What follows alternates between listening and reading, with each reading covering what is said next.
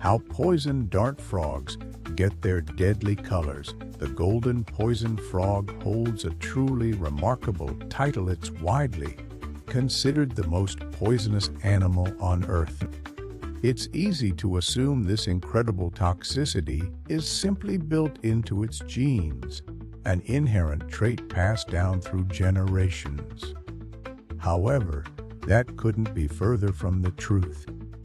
The frog itself doesn't actually produce these potent toxins. Instead, it acquires them through a specialized diet. These frogs can consume specific species of beetles, ants, and other invertebrates found within their rainforest habitat in Colombia. It's these insects that contain alkaloids, complex organic compounds, which are then sequestered by the frog and stored within its skin glands. The amount of toxin a single frog can accumulate is staggering. Just touching one can be incredibly dangerous, even fatal to humans, without immediate medical intervention. Interestingly, this dietary dependence means that golden poison frog raised in captivity and fed an alternative diet lose their toxicity entirely. It's fascinating to realize that this incredible toxicity isn't something the golden poison frog creates itself. Instead, they rely on a clever dietary strategy. They acquire their poison by eating arthropods, primarily ants and mites. Think of it like a natural recycling process. These frogs essentially steal toxins from other creatures in their environment. The alkaloids, which are responsible for the frog's potent venom, are present in the prey, and the frog's skin efficiently sequesters them over time. It's a truly remarkable example of how animals can adapt to survive by utilizing resources available within their ecosystem. The frog's potent toxicity isn't something it creates itself. It's a fascinating example of adaptation and symbiotic relationships. These frogs primarily consume insects like mites and beetles that contain specific alkaloids, complex organic compounds. What's truly remarkable is that the golden poison frog doesn't simply process these toxins, it actively stores them within specialized glands in its skin. Over time, with each meal containing these alkaloid precursors, the concentration builds dramatically. This accumulation leads to incredibly lethal levels of toxins and other defensive chemicals residing just beneath the frog's vibrant exterior. Remarkably, these frogs don't actually produce their potent toxin, they acquire it from their diet. The process begins incredibly early, even before they leave the egg mass. Hatchlings, those tiny froglets, are driven by an instinct to find specific insects and mites that contain precursors to the poison we know as batratoxins. These prey items, often small beetles or ants, harbor chemicals which the frogs then sequester and modify within their bodies. It's a fascinating example of dietary dependence. Without these crucial ingredients from their food source, the golden poison frog wouldn't be nearly so dangerous. It's fascinating to realize that even within a single species like the golden poison frog, toxicity isn't uniform across all individuals. Different populations exhibit varying degrees of potency depending on what they eat and what toxins are available in their environment. These frogs don't actually produce the poison themselves. Instead, they sequester it from insects, primarily beetles, in their diet.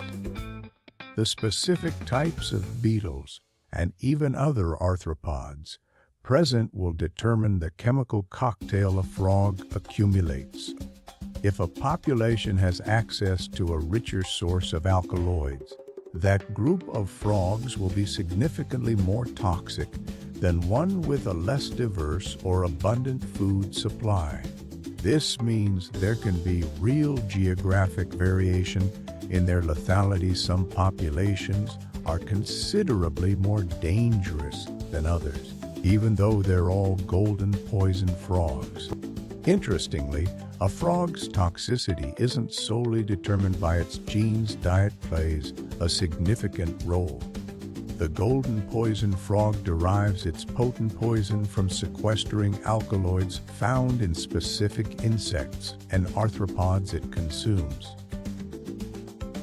However, if a frog's diet becomes more varied, if it starts eating a broader range of food sources, lacking these crucial compounds, the concentration of toxins within its skin will decrease. This means frogs that eat a wider variety of insects generally possess less poison than those with a specialized diet. The chemical composition simply isn't consistent enough to maintain the high levels of alkaloids we associate with their toxicity. The vibrant yellow and black markings you see on this tiny frog aren't just for show. They're a crucial survival strategy known as aposematism. Aposematism is essentially nature's warning label. These bright colors are a direct signal to potential predators like snakes or birds that this isn't a tasty meal. The vivid display screams, "Stay away, I'm toxic." It's an honest advertisement, if you will, letting everyone know about the powerful toxins stored within its skin. Without these warnings, many animals would instinctively try to eat it, only to quickly learn their mistake. These frogs have evolved this bold coloration because it's incredibly effective at deterring attacks, allowing them to thrive in their rainforest habitat. It's truly remarkable how much influence a frog's environment can have on its appearance. The vibrant colors of these golden poison frogs aren't just random, they're actually indicators of their health and toxin levels. Scientists have discovered that the intensity of those brilliant yellows, oranges, and golds can vary depending on what the frog eats throughout its life. A diet rich in specific insects containing precursors to the toxins they sequester, that is, compounds they absorb from their food, will result in a more intensely colored frog. Conversely, frogs with less access to these toxin-containing foods will display paler or less saturated colors. This means that subtle differences in habitat and available prey can lead to noticeable variations within a population of golden poison frogs. The fascinating toxicity of these frogs is a defensive mechanism. It's also attracting significant scientific interest.